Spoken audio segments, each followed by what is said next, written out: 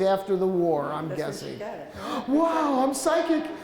No, it's good. See, and it's decorative. It's very pretty. Works. It looks great in a house. And the color, since it's orange, it really appeals to me.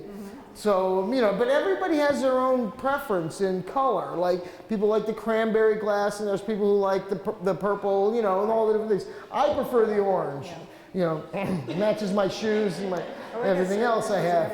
You have the whole thing, right? A lot of stuff, yeah. All right, well, a platter like that, a candy dish or a hot platter, I knew that. Yeah. So you need the whole thing, but realistically, this piece, if it was in an antique shop, would be priced at around $40. Okay. Now, you keep adding pieces and pieces and pieces, and it all adds up to your whole set could be several $100s, if not $500 or $600. Great. Okay, and then you brought some art. Well, I was told they were, Maxfield well, Parish? I don't know. I looked some up a long time ago. My grandson told me not to get rid of them. And why? They're worth something. Kids always know that part, don't they? It's going to be worth something. These are Maxfield Parish, and they could be actual prints from the era because look at the frames they're in. They're very much a nouveau frame, and like we said earlier about furniture stores, they would buy these prints and some of them in the frames. Yeah, they are prints. They are not the original artwork. They're not watercolors. They're prints and sold as decorative pieces ever since he produced the products in the 1930s. So it's a continuous, and they still make them today. But what they don't make are these frames. Usually you get them in a little plastic black frame now or a metal frame. So I think that the frames add a great deal of value to the art. I would say that if they didn't have these frames, they'd be worth about $3 to $5 each. But with the frames, they're worth $30 to $40 each. A winner! Thank you so much.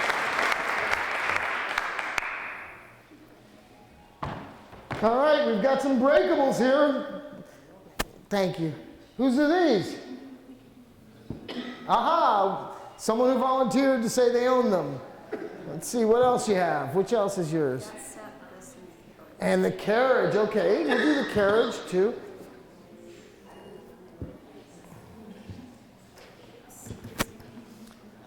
All right. What's your name? Gay. That was a little weak, but you know, we're getting used to it. Aloha, Gay. Thank you. Okay, where'd you get this? That's my mother-in-law's doll carriage. Oh, wow.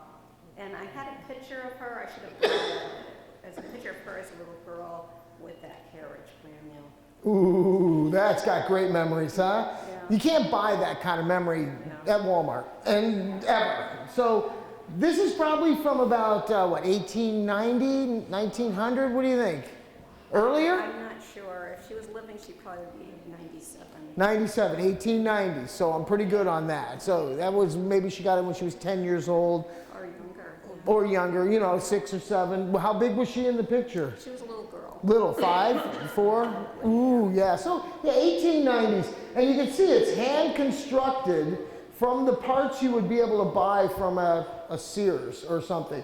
So it's not a manufactured piece, it's almost folk art from parts that you could purchase, a craft item in many senses.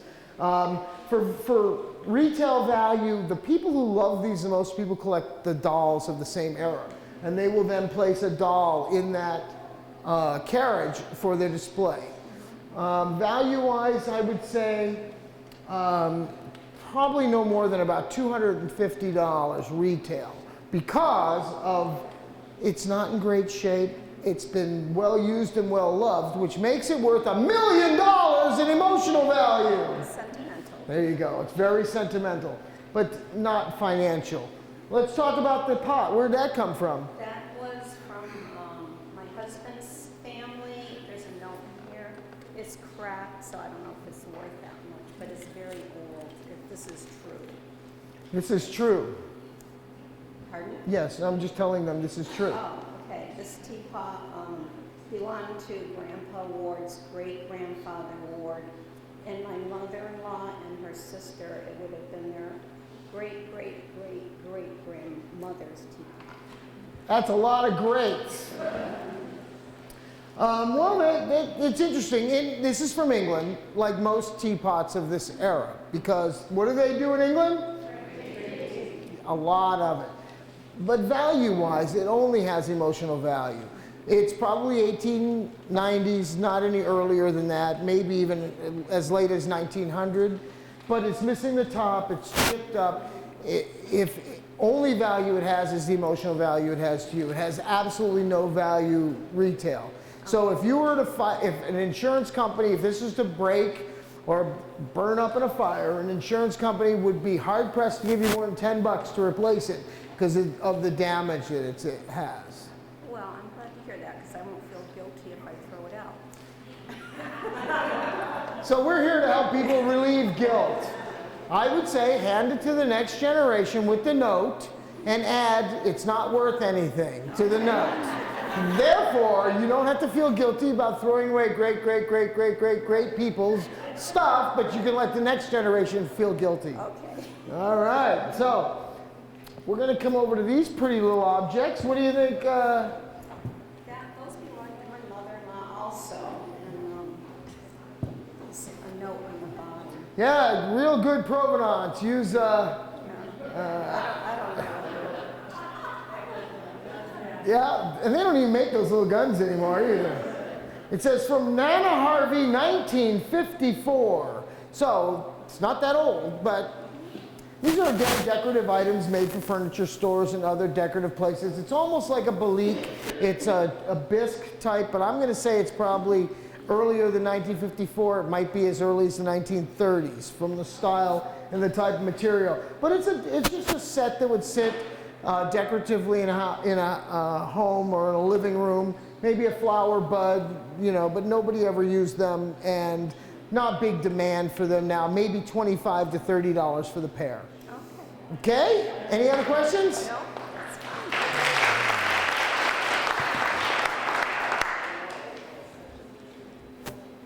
Sit that right there. Yes, you can do whatever you like. You can take those with you if you'd like.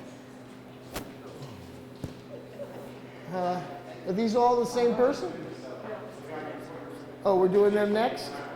Okay. Here's your teapot. Okay.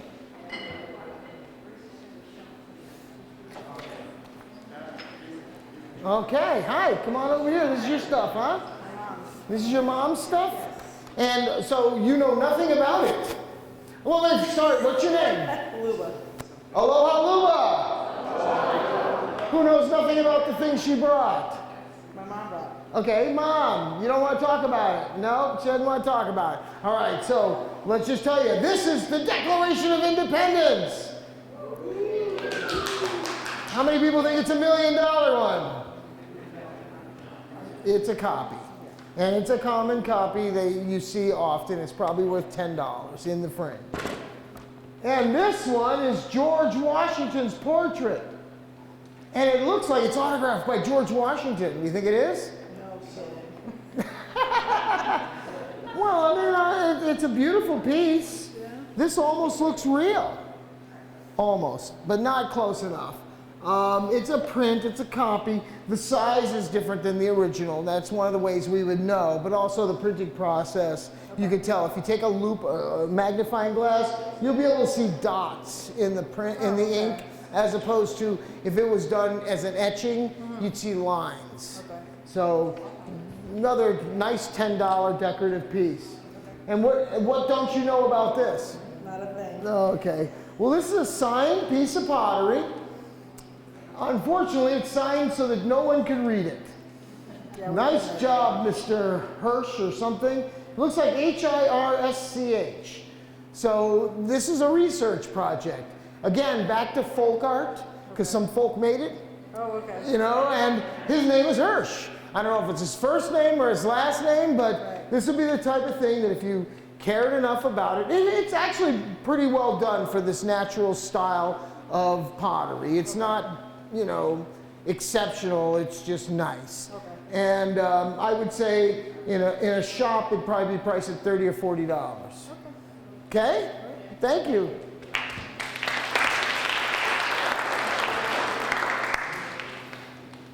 All right, where am I going now? Am I going someplace? Can I go back? Am I going back to here? Okay, let's go back to. Whose is this? Hi, come on over here. Let's play.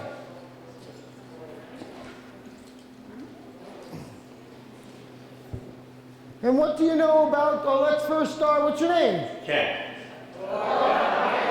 Thank you. See, they're getting it, aren't they? Yeah, they are. Take some more. Why don't you tell me about your doll? It's a Skookum Indian doll from the Mohawk Trail. And where did you get it? I got it over 65 years ago. I was looking at it as a little kid, and I showed my brother, and he started crying and run away. So I had my parents buy it for me. Just to keep your brother Yeah. fearful? Put it up in the table at night in the bedroom, hang it in the drawer the next day, so. Oh, really? Yeah, he would hide it on you? Yeah. Yeah. But That's a fabulous piece. Just fabulous. And so you bought it from the artisan or at the little trading post? trading post. Right, and right on the Mohawk Trail. Yes. In what, 50s? Oh, yes. Or earlier? Earlier. So 40s, you think? Pre-war or after the war? No, after. Early 50s. Early 50s. Well, it's a beautiful hand-carved face, hand-carved feet, handmade everything. I'm not sure what the hair is made of. It looks like it could be real hair, human hair, the way it's stitched in, but it may be yarn. Have you ever had it tested? No. Good. Okay, so I would say, so just guessing, how much did you pay for this at the Mohawk Trail when you bought it? I have no idea. Come on, guess. No, Dollar? 50 cents maybe? 50 cents, that's what I thought. You were a wise shopper. I would say today in the Native American market, and especially New England Native American stuff, this would probably sell for 100 to 100 and a quarter. Good markup on a 50-cent investment. I guess so. Best part was you got to scare your brother. I know it. All right, so let's talk about your steins. We have Frankenstein and, oh, never mind. They were sent to my wife Gail and I from her sister when they were overseas in Germany. One's the music, Stein, and the other one's it's probably a beer drinking Stein. And have you drank out of them? No. No, just checking. Yeah. So the interesting thing about steins is most of them are made decoratively for the tourist trade in Germany and Austria and throughout that whole Black Forest area, where this was a common business for people to go into. I mean, if you weren't making beer or drinking beer, you were making steins to go in them. Value-wise, most of these are relatively common. The musical ones usually are late 50s is when they started doing that. This one looks a little earlier, probably early 50s, if not late 40s. Right. But value-wise, this one's probably around $45. This one's probably around $35. Okay? Yes. You winner? Great. Thank you, Ken. Thank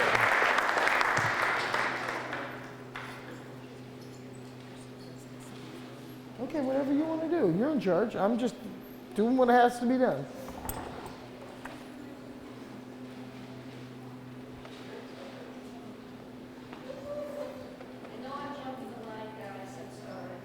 Come on over here, and she's gonna set that down. What's your name? Karen? Aloha,